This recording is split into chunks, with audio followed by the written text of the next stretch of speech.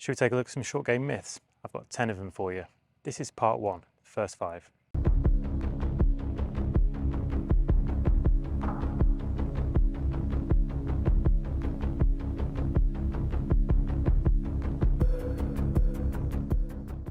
Number 1, ball back, hands forward. Positions you something like this, right? If I have any kind of release at all with my hands, that club's going to get really wide, it's going to stick in the ground. Only way I can not do something with the leading edge here is to try and get up and out of the way. It's pretty complicated for a kind of easy, straightforward shot. Now, if you wanted to drive something forwards with a ton of speed on it, it's an option. If I was going to go to this back flag, yeah, ball back, hands forwards, it's a low trajectory shot. It's a speciality shot. It should not be your stock. Myth 2, accelerate through impact. There's bad advice and there's really terrible advice. Accelerate through impact translates to this for the majority of golfers. It means they drive the hands forwards and down the line for as long as they possibly can. That leaves the club head lagging, it leaves the leading edge off the ground, and thins are going to happen unless you start to get really yippy and drop the knees to get the club on the ground. You do not need to drive the hands. If you want to feel speed anywhere, it should be speed in the club head. That thing should be coming around in front, lining up and sinking with your body through to the finish. Speed in the club head, acceleration in the club head, sure. Hands, don't do it.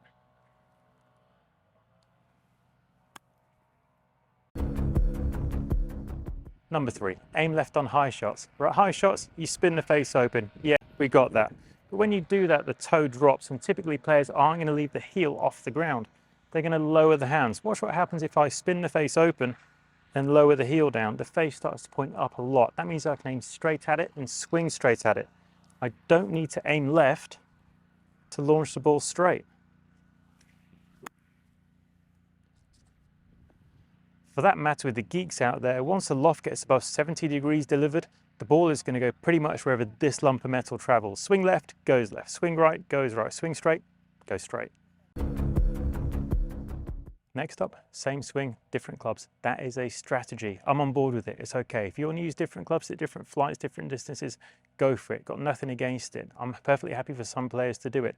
But don't believe that's the only way. You go to a tour event, you're going to see players using the same wedge 90% of the time, minimum, hitting low flights, high flights, spinny, not spinny.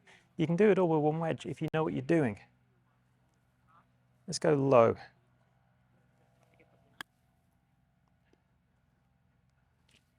Low releasing out. Let's go something a little bit different. We're going to go a bit higher than the stock. We're going to go what I call mid-high.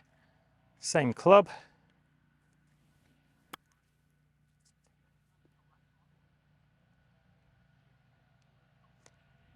Both dead pin high. Pretty casual, relaxed, no problem. Now, I've worked on it a bit. I have the skill level. Single swing, different clubs, yes, it's an option. But learn to do it all with one. You might surprise yourself. Next up, you have to hit the ball first. You don't.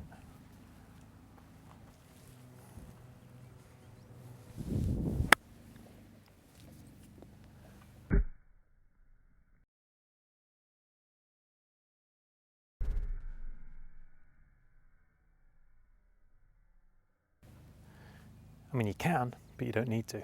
The players at Augusta National this week are going to face some fairly unique challenges, but they're quite limited in their scope.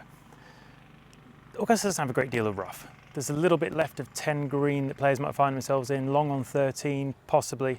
But for the most part, balls are going to miss greens and run off into bunkers, which are fairly deep, or they're going to run off into collection areas.